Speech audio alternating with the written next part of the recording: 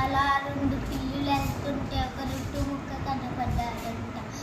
ఆ రొట్టె ముక్కని తీసుకున్నాయంట ఇద్దరు.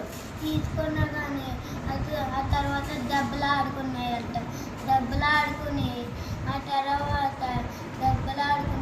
అరే ఇది మనం కేవలకులు చెయ్యాలిరా అన్నారు ఒక పిల్లి. ఆ తర్వాత నేను చేస్తానని కోతి వచ్చిందంట. కోతి చేసిందంట. ఇది పెద్దగా ఉందని ఇది తినేసిందంట. ఆ తర్వాత ఇది పెద్దగా ఉందని ఇలా తినేసిందంట. ఆ తర్వాత మొత్తం తినేసిందంట. అప్పుడు మొత్తం తినేసి ఆ తర్వాత చెట్టు పైకి ఎక్కేసిందంట. ఆ 2 బాధపడ్డాయంట. ఉన్న దాంతోనే సరిపెట్టుకోవాలి. ఈ కథ మోరల్ ఏంటి చెప్పండి అమ్మా మీ 5గురు.